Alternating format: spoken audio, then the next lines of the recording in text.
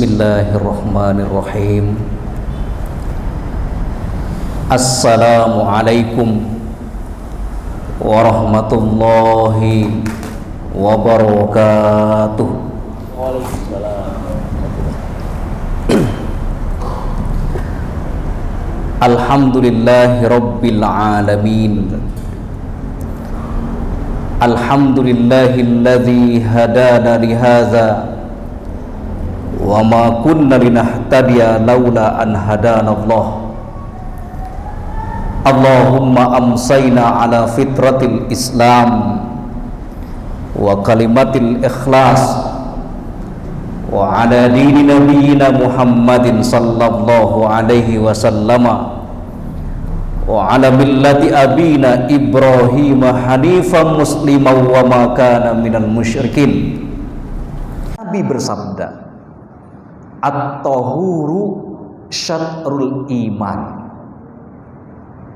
Ini lafaz yang sahih, matan hadis yang sahih itu adalah at-tahuru syatrul iman.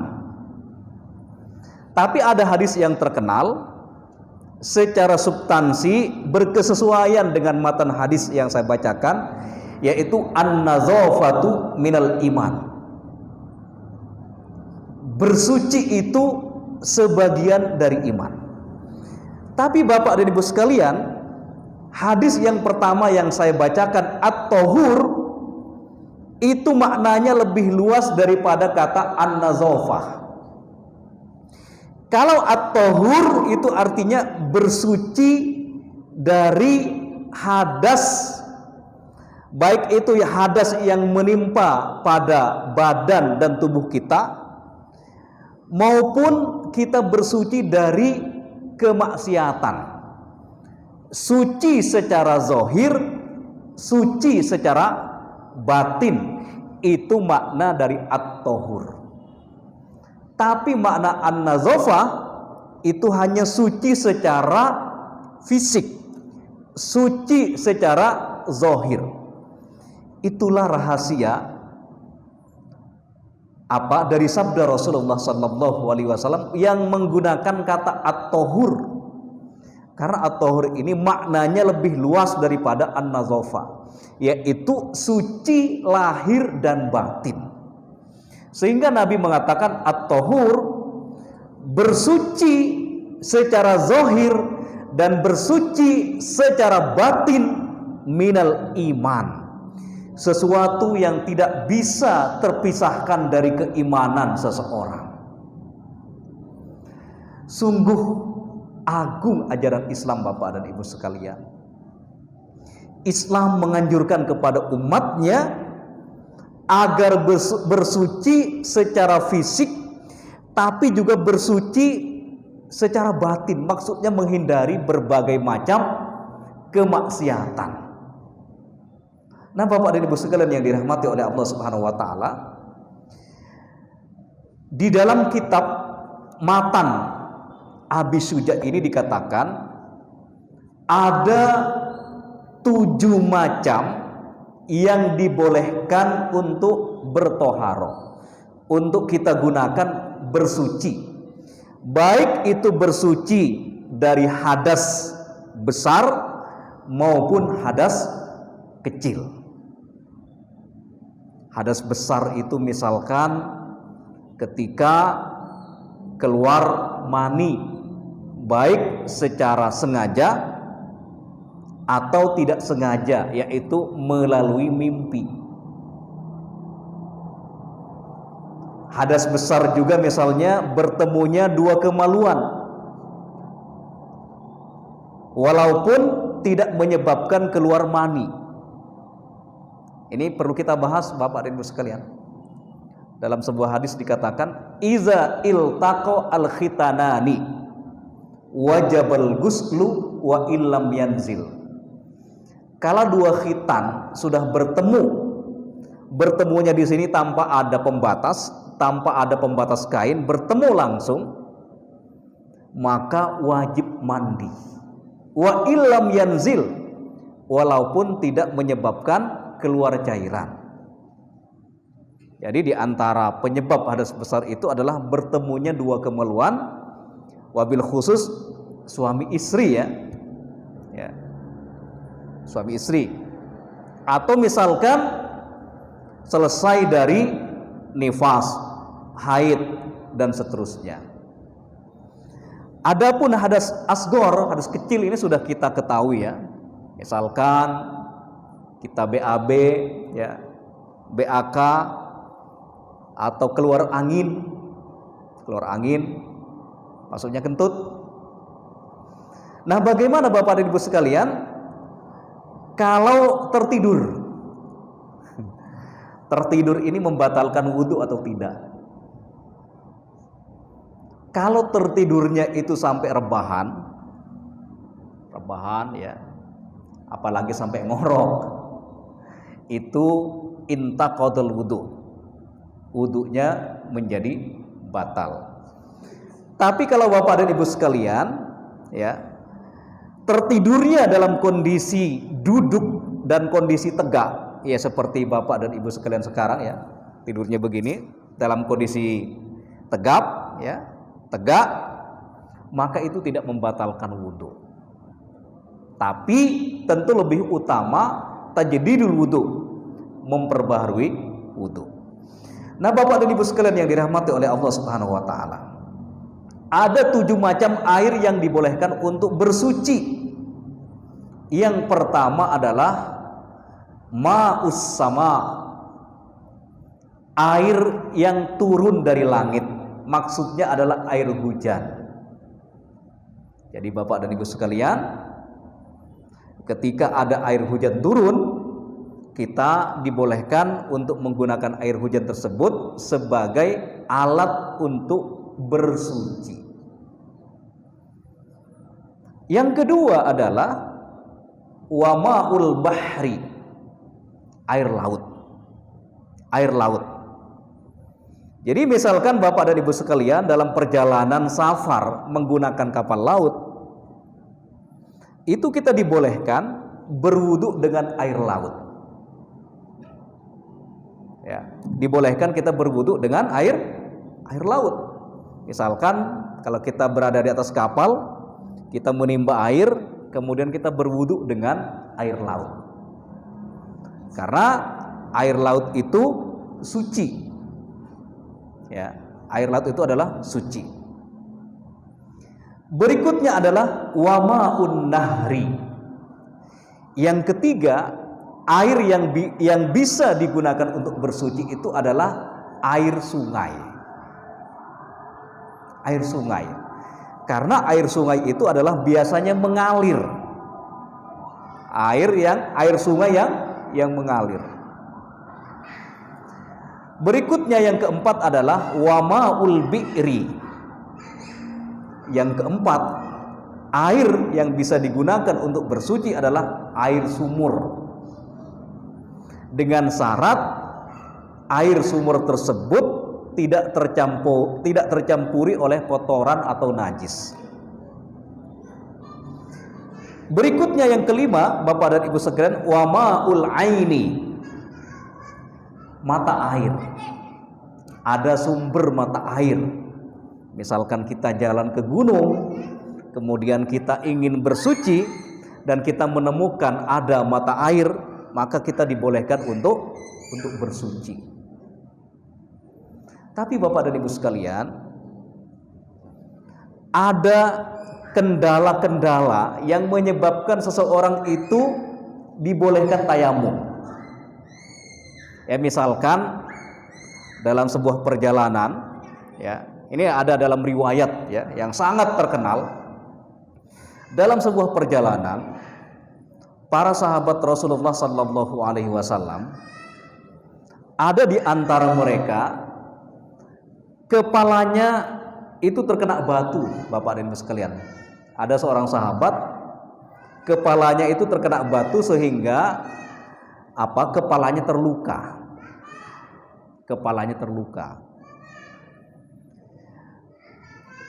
Dalam peristiwa itu, sahabat yang terluka kepalanya itu, ya, dalam kesempatan itu tertidur tidur dan bermimpi basah.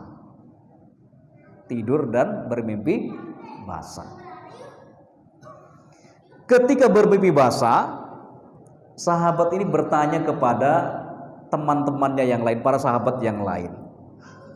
Wahai sahabatku semuanya, saya terluka, tapi saya juga sedang junub karena bermimpi basah.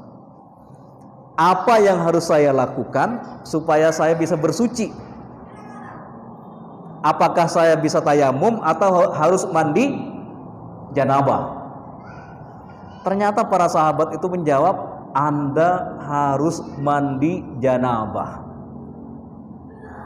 Akhirnya sahabat yang terluka kepalanya ini, Bapak dan Ibu sekalian, mandi janabah dalam kondisi kepalanya terluka, sehingga menyebabkan lukanya itu tambah parah dan menyebabkan kematian. Akhirnya Bapak dan Ibu sekalian, informasi ini sampai kepada Rasulullah SAW. Rasul marah kepada para sahabatnya. Ya. Apa kata Nabi? Qatalahumullah. Ya, semoga mereka, maksudnya semoga mereka para sahabat itu, kalau terjemahan tekstualnya itu adalah qatala itu dibunuh, maksudnya celakalah mereka. Celakalah mereka yang berfatwa tidak sesuai dengan ilmu pengetahuan. Bayangkan para sahabat itu memberikan fatwa kepada temannya yang sedang terluka wajib mandi janabah. Padahal Islam memberikan dispensasi keringanan dalam kondisi terluka, dan ketika tersentuh air menyebabkan lukanya tambah parah atau menyebabkan tambah sakit, maka Islam memberikan dispensasi, Islam memberikan rukhsah, memberikan keringanan untuk tayamum. Jadi Bapak dan Ibu sekalian, Islam itu agama yang sangat mudah, memberikan kemudahan kepada hambanya, memberikan kemudahan kepada umatnya. Jangan sampai kita dengan modal semangat memberikan informasi, memberikan bayan kepada teman kita bukan berdasarkan ilmu pengetahuan. Sehingga Al-Quran berpesan kepada kita, fas'alu ahlaz zikri in kuntum la ta'lamun. Bertanyalah kalian kepada orang yang ahli ilmu, orang yang punya kapasitas dan kapabilitas dalam keilmuan, kalau kalian tidak mengerti tentang sesuatu tersebut, tidak memahami sesuatu tersebut. Jadi Bapak dan Ibu sekalian, Islam ini memberikan kemudahan-kemudahan kepada hambanya. Oleh karenanya dalam konteks sholat misalnya Bapak dan Ibu sekalian, satu-satunya ibadah mahdoh yang tidak bisa ditinggalkan, yang tidak bisa dikodok, maksudnya tidak bisa ditinggalkan kemudian kita ganti pada waktu-waktu yang lain, itu sholat. Sehingga Islam memberikan beberapa tata cara sholat kepada kita. Kalau kita punya kemampuan berdiri, maka kita melaksanakan sholat dengan cara berdiri. Kalau kita tidak bisa berdiri, maka kita lakukan dengan cara duduk. Kalau kita tidak bisa duduk, maka kita lakukan sholat dengan cara berbaring. Kalau tidak bisa berbaring, kita melaksanakan sholat dengan cara memberikan isyarat-isyarat, membaca atau gerakan-gerakan kita cukup isyarat, kemudian membaca doa-doa sholat ketika kita sedang sakit. Kalau kita sudah tidak bisa menggunakan isyarat, Bapak dan Ibu sekalian, apa yang dilakukan?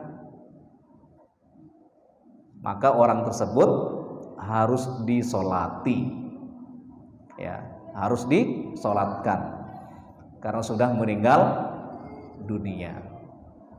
Nah Bapak dan Ibu sekalian,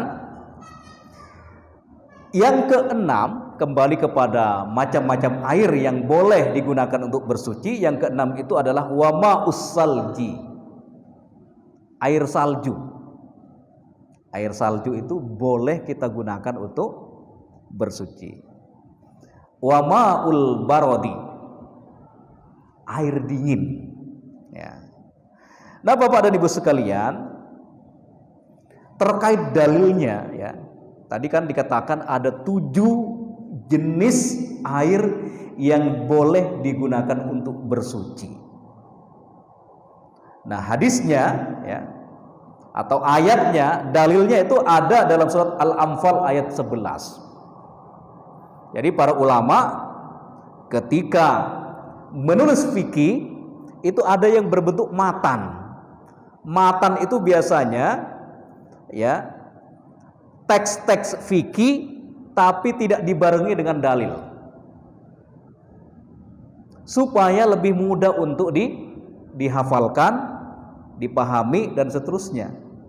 Nah, buku At-Tadhhib ini membahas matan Abi Syuja dengan menggunakan dalil-dalil dari Al-Quran dan Sunnah Rasulullah SAW dan juga dari asar sahabat. Apa dalil, ya, dari 7 macam air yang dibolehkan untuk kita gunakan dalam bersuci? Itu ada dalam surat Al-Anfal ayat 11. Allah Subhanahu wa taala berfirman, wa yunazzilu 'alaikum minas sama'i ma'an.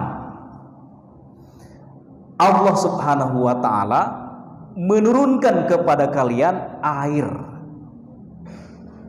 Ma'an, air. Apa makna, apa fungsi, apa faedah air itu diturunkan oleh Allah Subhanahu wa taala? Liyutahhirakum bihi, untuk digunakan dalam bersuci. Bapak dan Ibu sekalian, kalau kita membaca surat Al-Anfal ayat 11 ini sebenarnya menggambarkan peristiwa Perang Badar. Ada kaitannya dengan Perang Badar. Perang Badar itu kan terjadi pada tanggal 17 Ramadan, pada hari Jumat. 17 Ramadan pada hari Jumat itu terjadinya Perang Badar. Gak apa-apa kita bahas sedikit tentang Perang Badar, ya, karena ada kaitannya dengan bab, ya, bab kesucian air yang Allah turunkan dari langit. Nah, ketika kaum muslimin, ya, ketika kaum muslimin akan menghadapi sebuah peperangan yaitu Perang Badar, Allah Subhanahu wa taala terlebih dahulu mewajibkan kepada mereka berpuasa. Oleh karenanya para ulama menjelaskan bahwa kenapa puasa diwajibkan terlebih dahulu sebelum ada Perang Badar. Di antara rahasianya, di antara maknanya, di antara faedahnya adalah untuk melipat gandakan kekuatan kaum muslimin pada waktu itu. Akhirnya ketika kaum muslimin berpuasa kurang lebih 16 hari, pada 17 Ramadan itu diwajibkan atau diizinkan para sahabat, ya, untuk berperang ketika mereka dizolimi. Nah, Bapak dan Ibu sekalian, sebelum terjadi peperangan itu, sahabat itu sebagai manusia biasa itu masih ada keraguan apakah mereka akan menjadi sebagai pemenang dalam Perang Badar itu. Bayangkan Bapak dan Ibu sekalian, ketika kita akan menghadapi sebuah pertempuran, tentu sebagai manusia kita akan merasa was-was, jangan-jangan kita akan dikalahkan dalam pertempuran tersebut. Itulah suasana kebatinan yang dialami oleh sahabat Nabi Sallallahu Alaihi Wasallam. Tapi Bapak dan Ibu sekalian, untuk memberikan sakinah qalbiyah, untuk memberikan ketenangan kepada para sahabat, Allah Subhanahu wa taala mengantukkan para sahabat. Allah Subhanahu wa taala memberikan rasa ngantuk yang luar biasa kepada para sahabat. Bayangkan yang namanya detik-detik akan terjadi sebuah peperangan, itu manusia tidak akan bisa tidur. Paling tidak akan memikirkan bagaimana strategi yang akan digunakan dalam sebuah pertempuran.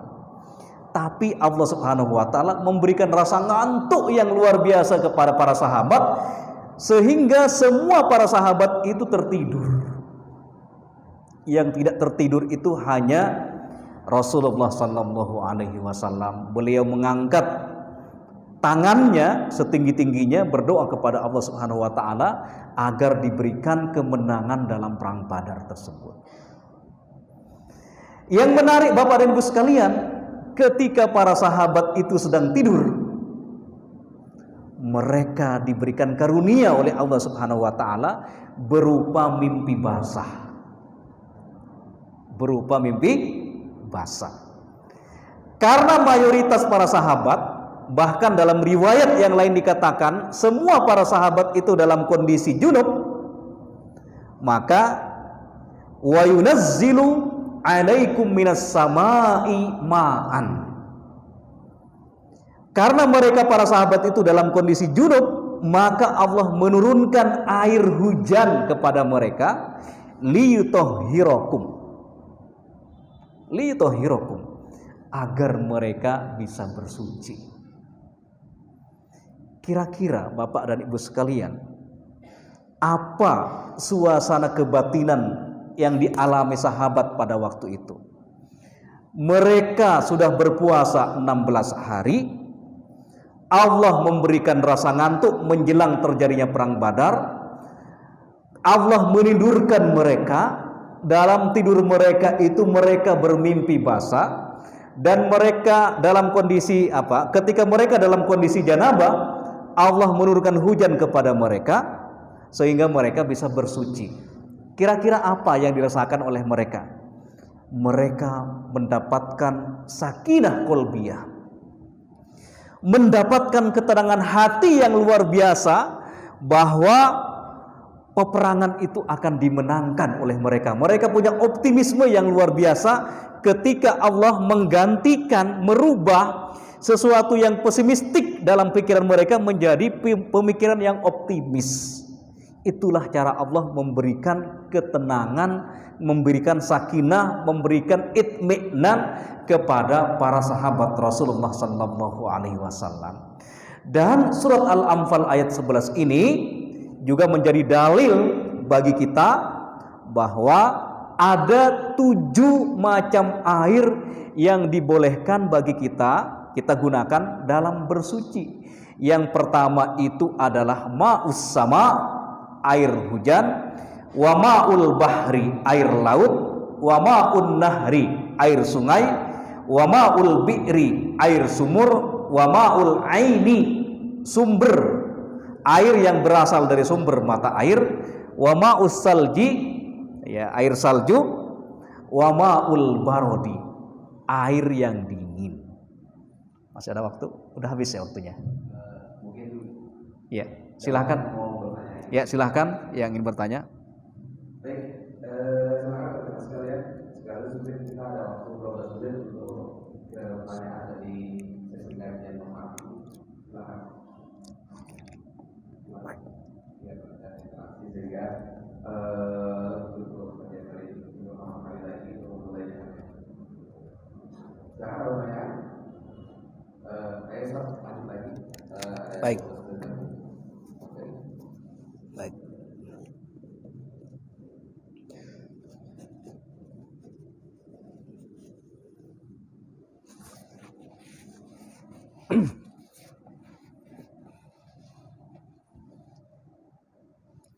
Baik, Bapak dan Ibu sekalian yang dirahmati oleh Allah Subhanahu wa taala.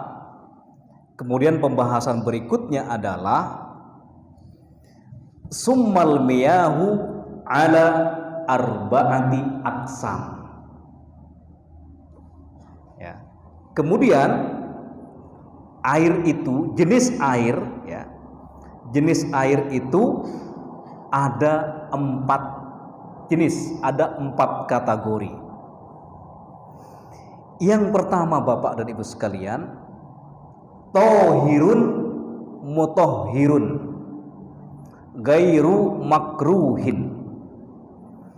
Kategori yang pertama itu adalah air suci dan mensucikan. Air suci dan mensucikan. Itulah yang dikenal dengan al-ma'ul mutlak, air mutlak. Ya. Apa saja yang termasuk suci mensucikan ini? Ya, misalkan air hujan, air sumur, air sungai, sumber mata air dan seterusnya. Artinya air yang seperti ini adalah air murni yang belum tercampuri dengan zat-zat yang lain. Itu termasuk kategori tohirun mutohirun, air yang suci dan mensucikan. Karena ada air suci nanti tapi tidak mensucikan. Yang pertama ini adalah suci dan mensucikan. Yang kedua Bapak dan Ibu sekalian, wa tohirun mutohirun makruhun. Kategori air yang kedua ini adalah tohirun mutohirun, air suci yang mensucikan tapi makruh. Hukumnya makruh apabila kita gunakan untuk bersuci. Kalau yang pertama tadi itu adalah suci dan mensucikan, hukumnya boleh, tidak makruh. Nah, yang kedua ini ada kategori air suci mensucikan tapi makruh. Makruh dalam mazhab Syafi'i. Itulah yang kita kenal dengan al-ma'u al-musyammas,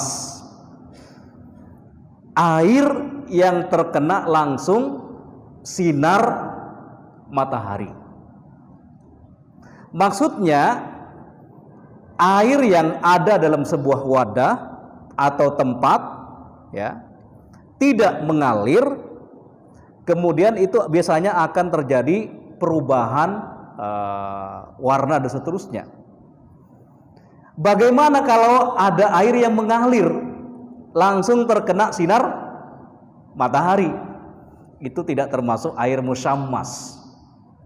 Air musyammas itu adalah air yang ditempatkan dalam sebuah wadah, tidak mengalir, terkena sinar matahari ya. Itu suci mensucikan tapi hukumnya makruh. Berikutnya Bapak dan Ibu sekalian, wa tohirun ghairu mutahhirin huwa alma al-musta'mal.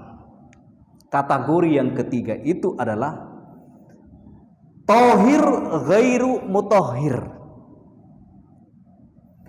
air yang suci tapi tidak bisa digunakan untuk bersuci karena tidak bisa mensucikan. Misalkan Bapak dan Ibu sekalian bikin air dicampuri dengan teh, itu masih suci. Suci. Atau kopi misalkan, bikin kopi, itu suci tapi gairu mutahhir, tidak mensucikan. Zatnya itu masih suci ya, tetapi tidak layak digunakan untuk bersuci. Misalkan air kopi, air teh, apalagi sirup, ya betul. Itu suci tidak mensucikan.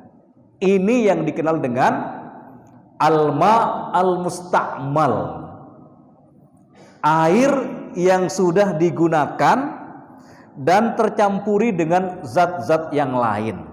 Itu suci tetapi tidak mutahhir, tidak mensucikan. Yang keempat Bapak dan Ibu sekalian, wal mutaghayyir bima khalatahu minat tahirat.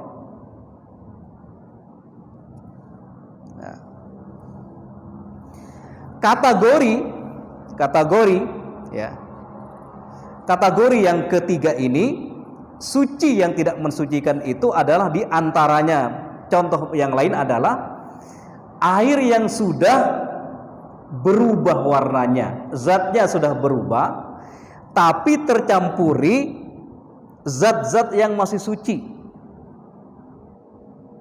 Ya. Sudah tercampuri gula, tercampuri susu, dan seterusnya. Nah, yang keempat Bapak dan Ibu sekalian, yang pertama itu kan tohirun, mutahhirun, wa ghairu makruhin. Pertama itu adalah air suci, mensucikan dan tidak makruh. Itu yang disebut dengan air mutlak. Yang kedua, air suci mensucikan tapi hukumnya makruh. Itulah yang dikenal dengan air musyammas. Air yang terkena langsung sinar matahari. Nah, yang ketiga Bapak dan Ibu sekalian, air yang suci tapi tidak mensucikan, yaitu semua air yang sudah tercampuri oleh bahan-bahan yang lain, di mana bahan-bahan tersebut masih dalam kategori suci. Ya, itu status airnya suci tapi tidak bisa digunakan untuk bersuci. Itu yang ketiga. Dan yang keempat Bapak dan Ibu sekalian, wa ma'un najisun, air yang najis. Apa kategori air yang najis itu Bapak dan Ibu sekalian? Wa huwa allazi halat fihi najasah, yaitu semua air yang tercampuri oleh bahan-bahan yang najis. Wa huwa dunal kullatain. Dalam mazhab Syafi'i itu air najis itu yang tercampur oleh bahan-bahan yang najis itu dikategorikan najis ya apabila airnya tidak sampai 2 kullah. Ini dalam mazhab Syafi'i. Nah, Bapak dan Ibu sekalian, inilah beberapa kategori air, 4 kategori air. Nah, kita ya yang hidup di dunia ini harus benar-benar teliti ya terhadap air ini. Oleh karenanya Bapak dan Ibu sekalian, Islam sangat mewanti-wanti umatnya ya agar memperhatikan bab toharo ini. Karena ketika toharo kita tidak benar secara syariat, itu akan berimplikasi, akan berpengaruh kepada tertolaknya ibadah-ibadah kita. Oleh karenanya kalau kita kembali kepada hadis yang pertama yang menjelaskan ada seorang ahli kubur yang diazab, yang disiksa gara-gara tidak benar dalam bersuci, yaitu bersuci dari hadas besar maupun hadas kecil. Karena sekali lagi Bapak dan Ibu sekalian, ketika kita tidak benar cara bersucinya, maka itulah yang menyebabkan ibadah-ibadah kita itu tidak diterima di sisi Allah Subhanahu wa taala. Oleh karenanya, setelah kita mendengarkan kajian ini, ya kajian ini bukan hanya untuk pengetahuan, tetapi kita mengaji itu adalah ilmiah amaliyah, berlandaskan ilmu Tapi ilmu itu nggak cukup hanya dipahami, tapi harus amalia, menghasilkan amal dalam kehidupan sehari-hari. Oleh karenanya seorang ulama mengatakan, innaha laisat durusan tuhfad walakin ta'limatun tunaffad. Ilmu itu bukan hanya untuk dihafal, pengetahuan itu bukan hanya untuk dihafal, tetapi bagaimana pengetahuan itu diaplikasikan, dipraktekkan dalam kehidupan sehari-hari. Aqulu qouli hadza wa astaghfirullah li wa lakum. Assalamualaikum warahmatullahi wabarakatuh. Waalaikumsalam warahmatullahi wabarakatuh.